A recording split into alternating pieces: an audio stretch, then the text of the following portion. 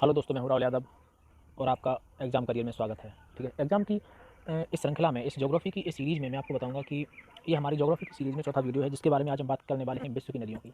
जितना आवश्यक भारत की नदियों के बारे में पढ़ना है, ठीक उतना ही आवश्यक अब विश्व की नदियों के बारे में पढ़ना भी हो गया है।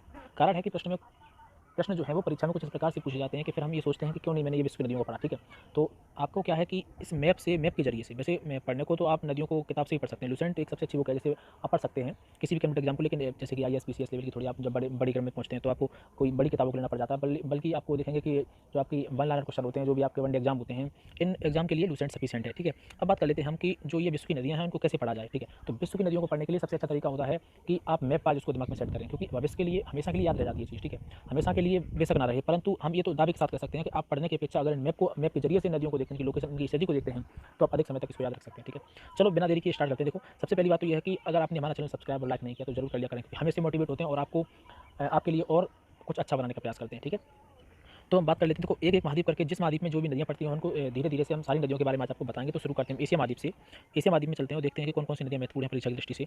तो सबसे पहली बात तो यह है कि नदियां की भूमिका क्या है, क्या योगदान होता है नदियों का पढ़ने का और परीक्षा की दृष्टि से महत्वपूर्ण होने का। तो सबसे पहली बात तो यह है कि नदियां जो हैं अभी बहुत ही महत्वपूर्ण इसलिए हैं क्योंकि चाहे कोई भी सभ्यता आप उठा के देख लीजिए, चाहे वो सिंधु घाटी सभ्यता हो, नील की सभ्यता हो, मिस्र की सभ्यता हो, नील नदी, मतलब कोई भी सभ्यता आप देखेंगे तो वो आप देखेंगे कि किसी न किसी नदी के किनारे ही बसी है, वो किसी न किसी नदी के किनारे ही विकसित हुई है। ठीक है, तो इसीलिए नदियों का होना बहुत ही महत्वपूर्ण था उस समय भी, जब ये सभ्यताएं शुरू हुई थी। ठीक है, चलो तो हम बात कर लेते हैं अब अपने एशिया महाद्वीप के। सबसे पहले बात कर लेते हैं अपने सिंध नदी की। ठीक है, जिसके बारे में हमने बहुत अच्छे से पढ़ा भी होगा और शुरुआत वहीं से करते हैं अपने इंडिया से। ठीक है, चलिए, तो देखिए यहाँ पर आप देखेंगे कि आपकी इंडिया है जो आपको दिख रहा है इस समय मैप में, वो आपको देखेंगे कि ये आपका जो भाग है, ये वाला, ये आपका यहाँ से। ठीक है, ये आपका जो मोटा मोटा मैं दिखा देता हूँ यहाँ पे हल्का सा। ठीक है, ये आपका जो भाग है वो यहाँ पे भारत है। ठीक है, अब इस भारत के ऊपर आप देखेंगे कि इस जो भारत है उसकी जो सीमा है वो जुड़ी है हिमालय से। देखो, ये वाला जो भाग है वो आपका है हिमालय। ये हिमालय है यहाँ पे, हिमालय के इस पार आपका है चाइना और हिमालय के इस पार है हमारा इंडिया। ये तो बात आप जानते होंगे। ठीक है, वो छोटी सी बात है, कॉमन बात है, परंतु फिर भी बता देते शायद किसी को ना पता हो। ठीक है, चलो तो हम देखेंगे यहाँ पर फिर कि इसी हिमालय को अगर देखते हैं तो हम थोड़ा जूम करके दिखाते हैं, क्योंकि इसमें बहुत महत्वपूर्ण है इस चीज़ को। जो ये मानसरोवर झील है इसके बारे में बताते हैं। ये देखो, आप देख सकते हैं लेक मानसरोवर झील को दिखाना बहुत ही महत्वपूर्ण है, क्योंकि कई नदियाँ यहाँ से, इनका उद्गम स्थल यहीं से होता है। ठीक है, तो ये आपकी जो मानसरोवर झील है आप देख सकते हैं यहाँ से। चलिए, तो इसलिए यहाँ पर आप देखेंगे, मैंने ये बताया कि यहाँ पर आपकी छोटी सी दिख रही है वो है आपकी मानसरोवर झील, और इसी मानसरोवर झील से हमारी शुरुआत होती है सिंधु नदी की। तो सिंधु नदी मानसरोवर झील से निकल के भारत के जम्मू कश्मीर से होती हुई, पाकिस्तान से होती हुई और इस अरब सागर में आके गिरती है। ठीक है, आपको दिख रहा होगा कि ये जो नीचे वाला पोर्शन है ये आपका अरब सागर है। ठीक है, दिखा देते हैं एक बार आपको। देखिए, ये आपको दिख रहा है यहाँ पे अरबियन सी, यानी कि अरब सागर, और इसी अरब सागर में गिरती है आपकी कौन सी, सिंधु नदी। तो सिंधु नदी की लोकेशन आप देख चुके होंगे। सिंधु नदी जो है वो मुख्य रूप से इस मानसरोवर झील से निकल करके भारत के जम्मू कश्मीर से होती हुई पाकिस्तान होती हुई अरब सागर में गिरती है। लोकेशन अगर आप इसकी देख चुके हैं तो अब इसके बारे में फैक्ट बता देते हैं। चलिए, देखो, सिंधु नदी को याद करना क्यों महत्वपूर्ण है, और याद करना भी बहुत आसान है, क्योंकि इसके बारे में जितनी फैक्ट मैं आपको बताते हैं। ठीक है, सबसे पहली बात तो यह कि सिंधु नदी जो है ये जो आपकी वो बड़ी नदियाँ होती हैं उनमें से एक है, और ये मुख्य रूप से आपकी भारत से होकर गुजरती है सिंधु नदी। ठीक है, इसकी लंबाई भी आप याद रखेंगे 2880 किलोमीटर है। बहुत बार पूछी गई इसकी लंबाई, इंपॉर्टेंट है, 2880 किलोमीटर है। दूसरी बात, इसका आपने उद्गम स्थान देखा, उद्गम जो स्थान है इसका वो आपका है मानसरोवर झील, और इसका जो मुहाना है, ठीक है, और इसका जो मुहाना है वो आपका है अरब सागर, अरब सागर। ठीक है, इसके बारे में आप अच्छी तरह से विस्तृत जानकारी ले। ठीक है, अब बात कर लेते हैं अगली नदी के बारे में, जो है हमारी ब्रह्मपुत्र नदी। तो ब्रह्मपुत्र नदी की सबसे पहले तो हमें आपको लोकेशन दिखाना चाहेंगे। ठीक है, ये हमारा भारत है, क्योंकि भारत के करीब है तो मैं इन्हीं को पहले ले लेते हैं। ब्रह्मपुत्र नदी, जैसा कि मैंने बताया आपको कि यहाँ पर आपकी देखने में आती है मानसरोवर झील, ये वाला भाग है, ये लेक ऑफ मानसरोवर देख सकते हैं, ये है आपकी मानसरोवर झील, और यहीं से शुरुआत होती है हमारी ब्रह्मपुत्र नदी की। ठीक है, तो ब्रह्मपुत्र नदी भी जो है वो आपको आप यहाँ देख सकते हैं। देखिए, ये आपकी है मानसरोवर झील, इसी मानसरोवर झील से निकलती है ब्रह्मपुत्र नदी, और चाइना के इस भाग से होते हुए आप देखेंगे कि ये यहाँ पे जो है ये आपकी सिक्किम होती हुई, और ये वाला भाग है वो आपका अरुणाचल प्रदेश है। ये वाला भाग आपका क्या है, अरुणाचल प्रदेश। तो जब ये जो नदी है आपकी जो आती है ब्रह्मपुत्र नदी, अरुणाचल प्रदेश में जब प्रवेश करती है तो इस प्रकार से होती हुई असम से होती हुई और बांग्लादेश में प्रवेश कर जाती है। ठीक है, मैं आपको क्लियरली समझाता हूँ। देखो, थोड़ा सा जूम आउट करके समझाता हूँ। देखो, ये आपकी यहाँ पे है मानसरोवर झील, मानसरोवर झील से चाइना से होती हुई जब वो नदी अरुणाचल प्रदेश में एंटर करती है तो असम से होती हुई इस बांग्लादेश से होकर के और इस बंगाल की खाड़ी में जाके गिरती है। लोकेशन आप देख चुके होंगे। मानसरोवर झील से निकल करके ब्रह्मपुत्र नदी जो है वो यहाँ से इस प्रकार से, देखो, सबसे पहली बात यह है कि जब ब्रह्मपुत्र नदी है वो देखेंगे कि इसका सबसे पहले अलग अलग नाम है, कई देशों में से अलग अलग नाम से जानते हैं। देखो, जब तक ये नदी चाइना में रहती है, जब तक ये नदी भारत में प्रवेश नहीं कर जाती, चाइना में रहती है, तब तक इसका नाम सांगपू रहता है। ठीक है, इसका नाम सांगपू रहता है, और जब यही नदी भारत में प्रवेश कर जाती है तब इसका नाम यहाँ से ब्रह्मपुत्र पड़ जाता है। ठीक है, और ब्रह्मपुत्र नाम तब तक रहता है जब तक ये बांग्लादेश में एंटर नहीं कर जाती, तब इसका नाम यहाँ पे ब्रह्मपुत्र पड़ जाता है। ठीक है, ब्रह्मपुत्र। ठीक है, ब्रह्मपुत्र जाता है। फिर जब यही नदी बांग्लादेश में प्रवेश करती है, ठीक है। जब यही नदी बांग्लादेश में प्रवेश करती है तो बांग्लादेश में प्रवेश करने के बाद इस नदी का नाम हो जाता है जमुना। इस नदी का नाम हो जाता है जमुना, ठीक है। चलो अब आपको क्लियरली समझाते हैं। देखो ये जो जगह है आपकी, जैसे आपने सुना होगा कि गंगोत्री से गंगा निकलती है, तो गंगोत्री से गंगा निकल करके जब तक वो भारत में रहती है तब तक वो गंगा के नाम से जानी जाती है। लेकिन जब पश्चिम बंगाल की हुगली नदी के अलग हो जाने के बाद जब बांग्लादेश में प्रवेश करती है तो इन दोनों नदियों का यहाँ पर संगम होता है, ठीक है। तो जब यही गंगा नदी को जब भारत में रहती है तब तक इसे गंगा के नाम से जानते हैं, ठीक है। और जब वही नदी आपकी बांग्लादेश में पहुंचती है तो इसका नाम हो जाता है पद्मा, ठीक है। पद्मा हो जाता है। तो जब यहाँ पर जो है पद्मा है और यहाँ पर बांग्लादेश में इसका नाम है जमुना, तो जमुना और पद्मा का जब मिलन होता है तब ये बनती है हमारी मेघना नदी। देखो थोड़ी कन्फ्यूजन है लेकिन कोई बात नहीं, हम इसको स्पष्ट कर देते हैं, ठीक है। देखिए सिंपल सी बात क्या है, आप यहाँ देखेंगे, सीधी सी बात ये समझेंगे कि गंगा नदी को जब बांग्लादेश में प्रवेश करती है तो वो हमारी क्या बन जाती है, पद्मा। और जब ब्रह्मपुत्र नदी है जो वो मानसरोवर झील से निकल के भारत ब्रह्मपुत्र होकर के ब्रह्मपुत्र नाम से जाने के बाद बांग्लादेश में जब जमुना बन के आती है और जब जमुना का और पद्मा का मिलन होता है तो ये मेघना नदी बन के जाती है आगे। और ये जो मेघना नदी है ये पूर्व बंगाल की खाड़ी में गिरती है। आपको बंगाल की खाड़ी दिखा देते हैं, ये देखिए आप बे ऑफ बंगाल, ठीक है। तो आप इसकी लोकेशन देख चुके हैं, अब इसके फैक्ट देख लेते हैं, ठीक है। तो सबसे पहले ब्रह्मपुत्र नदी की लंबाई की बात कर लेते हैं, ठीक है। तो जो ब्रह्मपुत्र नदी है उसकी लंबाई जो है आप याद रखें या ना रखें इतनी इंपॉर्टेंट नहीं है, ठीक है। वैसे आप अगर आपको लंबाई देखनी है प्रत्येक नदी की तो सबसे पहली बात तो ये है कि हम आपकी सबकी लंबाई बताना उचित नहीं समझेंगे, क्योंकि सबकी लंबाई याद करना इतना आसान भी नहीं है और कर भी लेते हैं तो बहुत बड़ा कार्य भी नहीं है, क्योंकि इसे पूछे जाने की संभावना ना के बराबर होती है। हम लंबाई सिर्फ उन्हीं नदियों की बताएंगे जो परीक्षा की दृष्टि से महत्वपूर्ण है, ठीक है। तो आप अगर लंबाई देखना चाहें तो लूसेंट की बुक है, आप उसमें जाकर देखें, सभी नदियों की लंबाई वहाँ पर लिखी है, ठीक है। बात कर लेते हैं, चलो लंबाई तो इसकी अगर महत्वपूर्ण है ही नहीं पहली बात, तो अब बात कर लेते हैं। देखो इस ब्रह्मपुत्र नदी का सिर्फ इसलिए ये महत्वपूर्ण थी कि ये जो है नदी मानसरोवर झील से निकल करके और कहाँ जाती है, बंगाल की खाड़ी में। बस ये क्वेश्चन आपको ध्यान में रखना है, बस, ठीक है। अब बात कर लेते हैं बहुत ही महत्वपूर्ण नदी जिसका नाम है यांगसी नदी। यांगसी नदी बहुत ही महत्वपूर्ण है परीक्षा की दृष्टि से। कारण है कि यांगसी नदी एशिया की सबसे लंबी नदी है, ठीक है। सबसे पहले तो हम इसकी लोकेशन को दिखाना चाहेंगे यांगसी नदी को। ये यांगसी नदी जो है वो यांगजे नाम से भी जानी जाती है, इस बात का ध्यान रखें, ठीक है। यांगसी नदी है वो यांगजे के नाम से जानी जाती है, यांगसी को ही यांगजे नदी कहते हैं।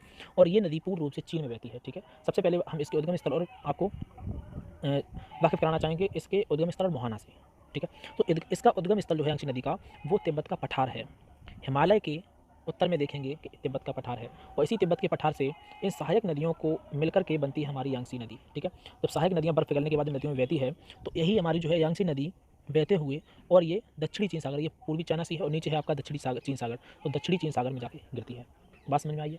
मानसरोवर झील के पास ही आपका जो आसपास का क्षेत्र है वो तिब्बत का पठार है और उसी तिब्बत के पठार से निकलती है हमारी यांगसी नदी। यांगसी नदी जो है वो तिब्बत के पठार से निकल करके और दक्षिणी चीन सागर में जाकर के गिरती है। यहाँ पे आपका दक्षिणी चीन सागर है, ठीक है। जूम करके दिखा देते हैं आपको,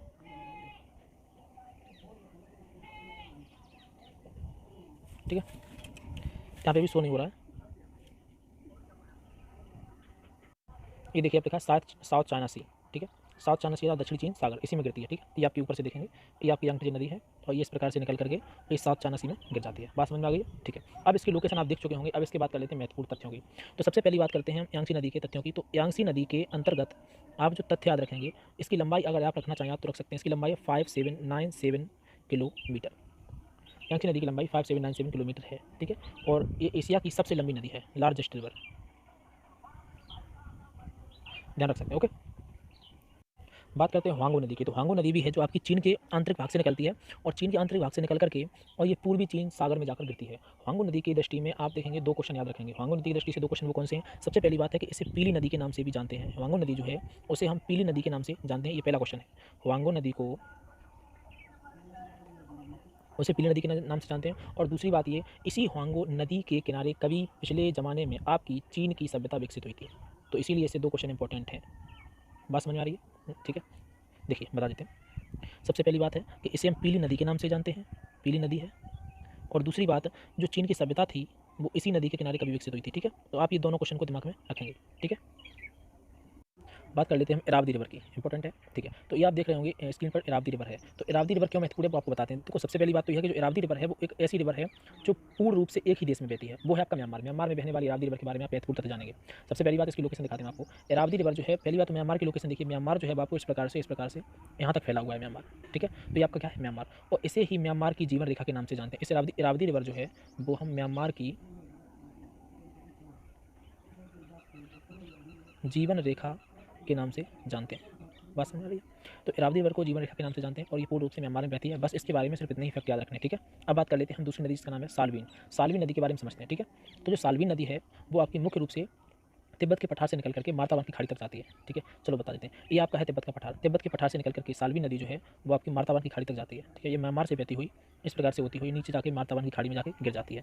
देखिए, ये आपका यहाँ पे तिब्बत का पठार और यहाँ पे आपकी मार्तावान की खाड़ी। तो साल्वी नदी है वो तिब्बत के पठार से निकलती हुई म्यांमार से होती हुई और ये मार्तावान की खाड़ी में जाकर के गिर जाती है। बात समझ में आ रही है? तो साल्वी नदी के बारे में सिर्फ आप इतनी ही एक फैक्ट याद रखेंगे, उसकी लोकेशन तो आप देख ही चुके होंगे। बात करते हैं मेकांग नदी की। तो मेकांग नदी जो है वो आपको सर्च करके दिखा भी देते हैं हम। चलिए, देखिए ये मेकांग रिवर है। तो मेकांग रिवर के बारे में आप ध्यान रखेंगे कि मेकांग रिवर है वो तिब्बत के पठार से ही निकलती है, परंतु ये देखिए ये है आपका तिब्बत का पठार और इसी तिब्बत के पठार से निकलती है आपकी मेकांग नदी, और मेकांग नदी तिब्बत के पठार से निकल करके लाओस थाईलैंड होते हुए आपकी वियतनाम तक जाती है। बात समझ में आ रही है? और ये वियतनाम तक जाती है। सिंपल सी बात क्या, तिब्बत के पठार से निकलती है और ये म्यांमार लाओस से होती हुई, कुछ भाग म्यांमार में लाओस से थाईलैंड होती हुई वियतनाम तक जाती है। ठीक है, तो ये आप इसके बारे में फैक्ट याद रख सकते हैं। ठीक है, चलिए अब बात कर लेते हैं अगली नदी की। चलिए अब बात कर लेते हैं हम एनसी नदी की। तो एनसी नदी जो है वो आप देख सकते हैं इस समय एनसी नदी जो है वो मुख्य रूप से आपकी रसिया में बहती है। ठीक है, एनसी नदी जो है वो आपकी रसिया में बहती है। रसिया के आंतरिक भाग हम कह सकते हैं रानूवाला पर्वत से निकल करके और ये नदी आर्कटिक महासागर में जाकर के मिलती है। तो इसकी लोकेशन आप देख सकते हैं, यहाँ पे दिखा देते हैं आपको। या हम कह सकते हैं रसिया के आंतरिक भाग से निकल के या रानूवाला पर्वत के भाग से निकल करके नदी आर्कटिक महासागर में जाकर गिरती है। तो इसको हम एनसी नदी कहते हैं। ठीक है, एनसी नदी का उद्गम स्थल है वो रानूवाला पर्वत है जो आपका मुख्य रूप से रसिया में है, और इसका जो मुहाना है वो आपका है आर्कटिक महासागर। बस एक नदी और है इसमें, लीना। लीना नदी को भी हम देख लेते हैं, सर्च करके दिखा देते हैं आपको।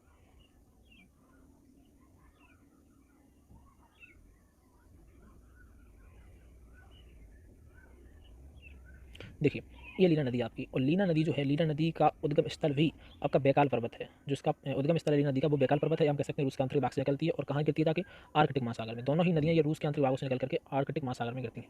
बात समझ में आ रही है? जो लीना रिवर है ये आपकी बैकाल पर्वत से निकल करके आर्कटिक महासागर में गिरती है, और आपकी जो एनसी नदी है वो रानूवाला पर्वत से निकल करके आर्कटिक महासागर में गिरती है। तो आप लीना को और एनसी को याद रख सकते हैं। आप इतना याद रख सकते हैं कि लीना और एनसी का दोनों का मुहाना आर्कटिक महासागर है।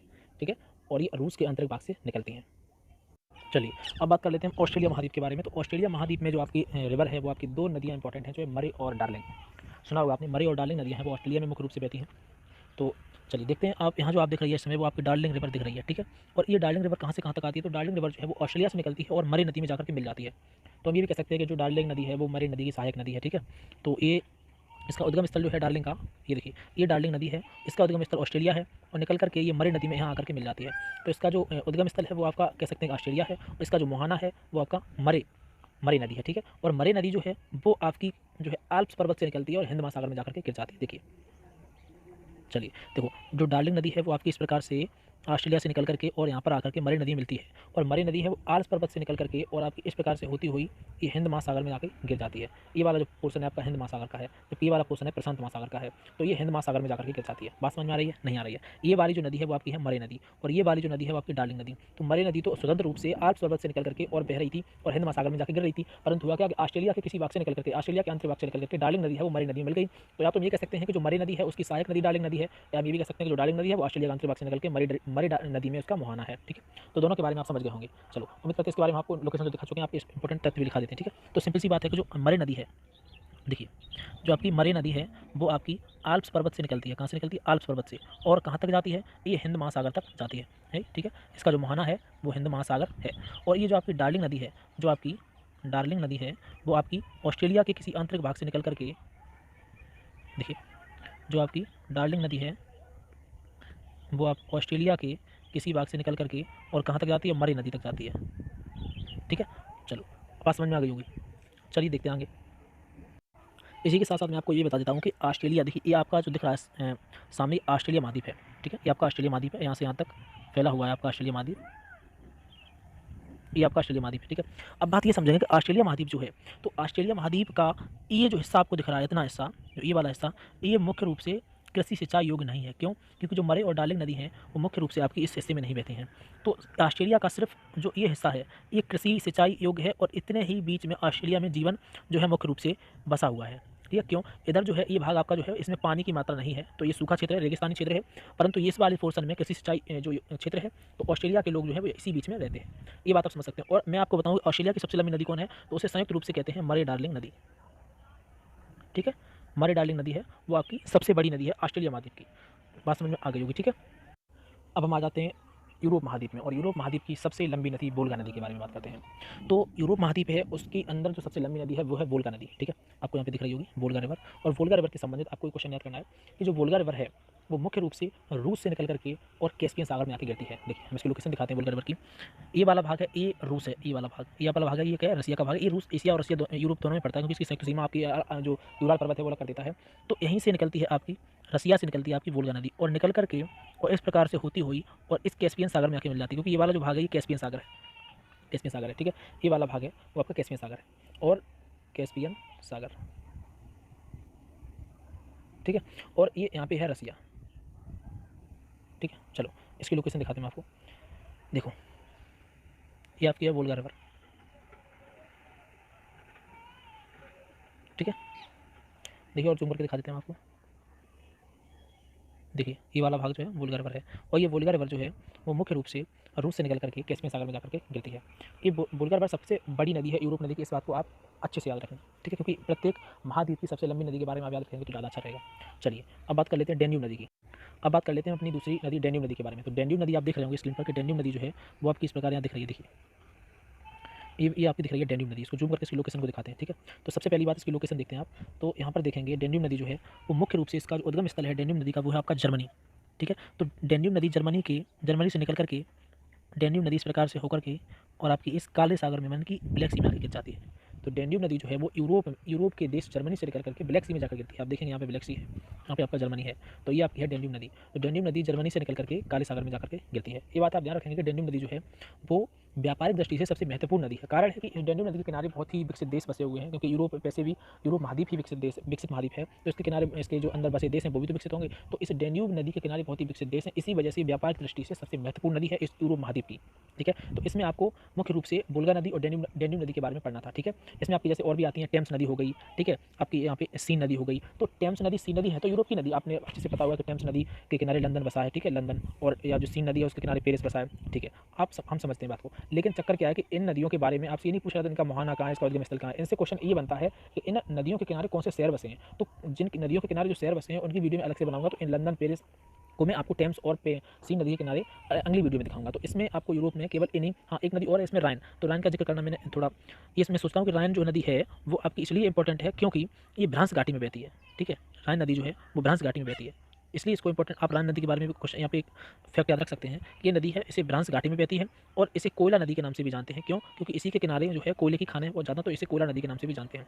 राइन नदी के बारे में दो फैक्ट याद रखेंगे, भ्रांस घाटी में बहती है, कोयला नदी। भ्रांस घाटी कहते हैं कि नहीं भी जो ऊंचे ऊंचे आपके पर्वत होते हैं उनके बीच की जो नाली नुमा एक संरचना होती है, जो एक तरह से घाटी होती है, उसमें से जो होकर गुजरती है उस नदी को, उसे कहते हैं भ्रांस घाटी। तो इस राइन नदी है वो भ्रांस घाटी से होकर गुजरती है, इसे कोयला नदी भी कहते हैं। और आपकी टेम्स नदी और सीन नदी के बारे में अगले वीडियो में हम बता ही देंगे। इनकी लोकेशन याद रखना भी इतना इंपॉर्टेंट नहीं है, क्योंकि मैं उनको जो अगली वीडियो होगी उसमें उसकी लोकेशन भी दिखा देंगे, ठीक है। तो इस यूरोप महाद्वीप में जो आपकी मुख्य रूप से नदियाँ पढ़ने योग्य थी वो थी आपकी वोल्गा और डेन्यूब। तो वोल्गा नदी यूरोप की सबसे जो है लंबी नदी है, और ये रूस से निकल करके कैस्पियन सागर में जाकर के गिरती है। और डेन्यूब नदी है व्यापारिक दृष्टि से सबसे महत्वपूर्ण नदी है, और ये जर्मनी से निकल करके काले सागर में जाकर गिरती है। बस आप इतना याद रखेंगे। अब बात कर लेते हैं हम अगले महाद्वीप अफ्रीका की। तो अफ्रीका महाद्वीप की सबसे पहले हम बात करते हैं नील नदी की। तो नील नदी बहुत ही महत्वपूर्ण है परीक्षा की दृष्टि से, क्योंकि ये जो नदी है आप समझ सकते हैं कि नील नदी पूरे विश्व की सबसे लंबी नदी है। तो नील रिवर के बारे में आपका जानना बहुत ही जरूरी है। आप देख सकते हैं इस समय कि मैं आपको नील नदी के यहाँ पर दिखा रहे हैं, जो आपकी यहाँ पे खुल के आ रही है ये नील नदी है। देखिए ये आपका लिख के आ रहा है नील नदी। तो नील नदी पूर्व से अफ्रीका में बहती है, और अफ्रीका के विक्टोरिया झील, देखो ये मैं दिखा देता हूँ आपको, विक्टोरिया झील है, ये देखिए ये है आपकी लेक विक्टोरिया, यहाँ लिख के आ रहा है लेक विक्टोरिया। तो ये विक्टोरिया झील है, और इसी विक्टोरिया झील से निकलती है हमारी नील नदी। हाँ अब बात कर लेते हैं हम, देखो ये आपकी है यहाँ पे विक्टोरिया झील, और ये विक्टोरिया झील है। इस विक्टोरिया झील से छोटी छोटी सहायक नदियों के जरिए से ऐसे बनती है आपकी एक नीली नील, और एक छोटी छोटी नदियों से निकल करके बनती है आपकी श्वेत नील। तो जब नीली नील नदी और श्वेत नदी जो है, नीली नदी और श्वेत नदी मिलकर के सूडान के खार्तूम में जब मिलती हैं, तब वो रूप धारण कर लेती है नील नदी का, जो नील नदी जाकर के भूमध्य सागर में जाकर के गिरती है। उम्मीद करता हूँ बात समझ में आ गई होगी, नहीं समझ में आई तो फिर से समझाते। देखिए ये आपकी विक्टोरिया झील है, विक्टोरिया झील से निकलती एक श्वेत नदी, ठीक है, और एक निकलती है नीली नदी। जब श्वेत नदी इधर से जाती है और नीली नदी इधर जाती है, तो सूडान एक आपका देश है, और सूडान की राजधानी है खार्तूम। उसी खार्तूम में जाकर के दोनों सफेद और नीली, दोनों श्वेत और नीली नदियाँ मिलकर के नील नदी का निर्माण करती हैं, और नील नदी इस प्रकार से बहती हुई भूमध्य सागर में जाकर के गिरती है। तो हम ये कह सकते हैं कि नील नदी का उद्गम स्थान है वो आपका है विक्टोरिया झील। देखिए विक्टोरिया में कंफ्यूज मत होना, क्योंकि विक्टोरिया जलप्रपात और विक्टोरिया झील अलग अलग बातें हैं। जलप्रपात आपका है वो दूसरी नदी के किनारे है, जबकि विक्टोरिया झील है वो आप देख रहे होंगे इस समय यहाँ पर है। और इसका जो मुहाना है वो आपका है भूमध्य सागर। बात समझ में आ रही है? नील नदी इंपॉर्टेंट है, आप इसे अच्छे से देख लें कि इसका उद्गम स्थान है विक्टोरिया, और मुहाना इसका भूमध्य सागर। चलिए इसकी लोकेशन और स्पष्ट रूप से दिखाते हैं आपको हम। देखिए ये आपको दिख रहा होगा यहाँ पर पे सूडान, और सूडान की राजधानी भी आपको दिखाते हैं, इसी के किनारे है सूडान की राजधानी। ये देखिए यहाँ पे लिख के आ रहा है खार्तूम। देखिए ये सूडान की राजधानी जो है वो है खार्तूम। देखिए ये वाला खार्तूम है। तो यही वो जगह है जहाँ पर ये दोनों नदियाँ मिलती हैं। ये देखिए मैं आपको दिखा देता हूँ, देखो ये जगह है वो है खार्तूम, इधर से आती है आपकी श्वेत नदी और यहाँ से आती है आपकी नीली, तो दोनों मिलती हैं इसी जगह में, ठीक है। चलिए, तो इसके बारे में आप नील नदी के बारे में समझ गए होंगे। अच्छा, अब इसके इंपॉर्टेंट फैक्ट के बारे में बात कर लेते हैं। लोकेशन तो आपने देख ही ली है, तो नील नदी के बारे में इंपॉर्टेंट फैक्ट ये है, सबसे पहली बात तो यह है कि विश्व की सबसे बड़ी नदी है नील नदी, जो है वो विश्व की सबसे बड़ी नदी है, ठीक है, पहला फैक्ट। दूसरी बात, इसकी जो लंबाई है, मुख्य रूप से याद रखेंगे इसकी लंबाई बहुत ही इंपॉर्टेंट है, इसकी लंबाई है 6690 किलोमीटर, ठीक है। तीसरी बात यह है कि इसी नदी पर आसवान बांध बना हुआ है, आसवान बांध इंपॉर्टेंट है। तो इसके बारे में आपको 3 फैक्ट याद करने थे। विश्व की सबसे बड़ी नदी नील नदी, या हम कह सकते हैं अफ्रीका महाद्वीप की सबसे बड़ी नदी, तो वो भी नील नदी, ठीक है। और सबसे इसकी जो लंबाई है वो सबसे ज़्यादा है पूरे विश्व की नदी से, तो वो है 6690 किलोमीटर, और इसी नदी पर आपका आसवान बांध बना हुआ है। ये 3 फैक्ट इसके याद करने के लिए थे, तो आपने याद कर लिए होंगे। अब बात कर लेते हैं अफ्रीका महाद्वीप की दूसरी नदी, जो दूसरी नदी है वो आपकी है नाइजर नदी। आप देख सकते हैं इस समय यहाँ पर आपकी है नाइजर नदी, और ये नाइजर नदी जो है उसकी लोकेशन देखते हैं। ये आपको एक जगह दिख रही होगी जिसका नाम है गिनी, और ये जगह दिख रही है गल्फ ऑफ गिनी, मतलब कि गिनी जो अफ्रीका का एक देश है, और ये है गिनी की खाड़ी। तो ये नदी गिनी से निकल करके इस प्रकार से होती हुई और इस प्रकार से होती हुई आपकी गल्फ ऑफ गिनी में जाकर के गिर जाती है। तो नाइजर नदी की लोकेशन आपने देख ली होगी। नाइजर नदी अफ्रीका का ही देश है जो गिनी, उसी गिनी से निकल करके और गिनी की खाड़ी में जाकर के गिरती है नाइजर नदी, ठीक है। अच्छा, इससे इंपॉर्टेंट प्रश्न जो यहाँ से बनता है वो ये है कि इसे पाम तेल की नदी भी कहते हैं, इसे हम पाम तेल की नदी भी कहते हैं, पाम तेल की नदी। ये इंपॉर्टेंट प्रश्न है इस नाइजर नदी से मात्र, ठीक है। तो इस नाइजर नदी से आपको 2 प्रश्न याद रखने हैं। पहला, किसे पाम तेल की नदी कहते हैं, तो नाइजर नदी को, और दूसरा, इसका उद्गम स्थल कहाँ है, तो गिनी, और इसका मुहाना कहाँ है, तो गिनी की खाड़ी, ठीक है। अब बात समझ में आ गई होगी। चलिए, अब बात कर लेते हैं कांगो नदी की। तो कांगो नदी की लोकेशन देखते हैं। सबसे पहले तो ये आपको दिख रही होगी यहाँ पे कांगो नदी। तो कांगो नदी है वो मुख्य रूप से आपकी लापूला या लालुआ नाम से जो स्थान है वहाँ से निकल करके अफ्रीका के अंदर से आंतरिक भाग से निकल करके और अटलांटिक महासागर में जाकर के गिरती है, ठीक है। तो इस प्रकार से नदी निकल करके इस प्रकार के आकर के और ये जाके अटलांटिक महासागर में जाकर के गिर जाती है। अब क्वेश्चन कहाँ से बनता है इस कांगो नदी से, वो इंपॉर्टेंट है समझना। देखिए, सबसे पहली बात कि इस पृथ्वी के बीचों बीच से निकलती है विषुवत रेखा, ये वाला भाग विषुवत रेखा ऐसे घूम के जाता है, ठीक है।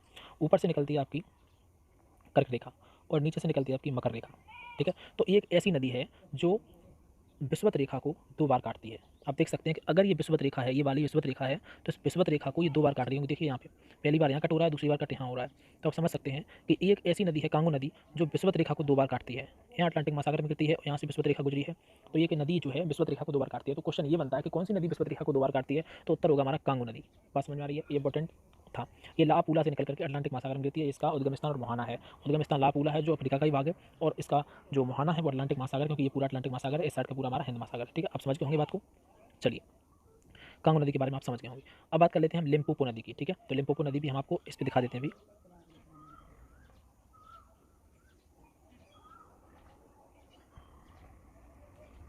चलिए देखिए, ये है आपकी लिम्पोपो रिवर, ठीक है। अब बात कर लेते हैं अपनी दूसरी नदी लिम्पोपो रिवर की। तो जो लिम्पोपो रिवर है उसकी लोकेशन आपको दिखा देते हैं कि उसकी लोकेशन जो है वो कुछ इस प्रकार से है। ये देखिए, ये लिम्पोपो रिवर है, ठीक है। तो लिम्पोपो रिवर जो है वो मकर रेखा को 2 बार काटती है, इसलिए क्वेश्चन इंपॉर्टेंट है। इसका उद्गम स्थान वहाँ ना इतना महत्वपूर्ण नहीं रखता, क्योंकि इस नदी से जब क्वेश्चन बना है तो सिर्फ यही बना है कि नदी महत्वपूर्ण इसलिए है सिर्फ क्योंकि ये मकर रेखा को 2 बार विभाजित करती है। आप देख सकते हैं लिम्पोपो रिवर को। ये आपका है अफ्रीका महाद्वीप, ठीक है। ये आपका है अफ्रीका महाद्वीप। अफ्रीका महाद्वीप के जो बीच से जाता है वो विषुवत रेखा है, ठीक है। नीचे से जाती है वो कर्क रेखा है। तो आप यहाँ देख सकते हैं मुख्य रूप से कि जो कर्क रेखा है वो लिम्पोपो नदी 2 बार काटती है, ठीक है। कर्क रेखा जो है वो कुछ इस प्रकार से जाती है, और लिम्पोपो नदी भी कुछ इस प्रकार से है, तो कर्क रेखा को 2 बार काटती है। आप समझ सकते हैं। यहाँ पे देखिए, यहाँ पे जूम करके दिखा देते हैं।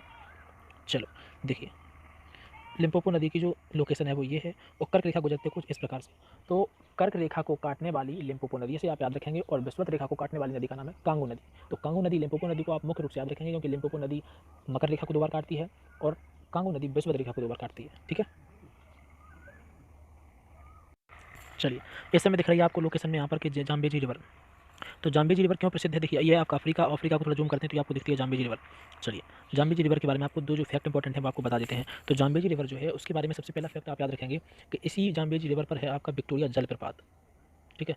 अब आपके दिमाग में आ रही है विक्टोरिया झील है वो यहाँ पर है ऊपर, लेकिन इस जाम्बेजी नदी पर है आपका विक्टोरिया जलप्रपात। विक्टोरिया झील और विक्टोरिया जलप्रपात दोनों अलग अलग बातें हैं। जलप्रपात झरना को कहते हैं, ठीक है। तो इस प्रकार से विक्टोरिया जलप्रपात किस पर है, तो वो जाम्बेजी नदी पर है। और दूसरी बात है इस पर इंपॉर्टेंट ये है कि इसी पर है आपका एक करीबा बांध, इसी नदी पर करीबा बांध। और ये करीबा बांध विद्युत प्लांट के लिए, जो विद्युत उत्पादन प्लांट होते हैं उनके लिए सबसे महत्वपूर्ण बांध बताया जाता है। ठीक है, तो ये करीबा बांध है। इसी करीबा बांध पर फेमस है आपका एक जल विद्युत उत्पादन के लिए एक प्रसिद्ध स्थान। बात समझ में आ रही है? जाम्बेजी नदी के संबंध में आपको सिर्फ 2 फैक्ट याद रखने थे। सबसे पहली बात, एक इस पर आपका विक्टोरिया जलप्रपात है, और दूसरी बात आपको करीबा बांध स्थित है, और इसी करीबा बांध पर स्थित है आपका जल विद्युत उत्पादन के लिए एक प्रसिद्ध स्थान। समझ में आ रही बात? अब देखते हैं उत्तरी अमेरिका।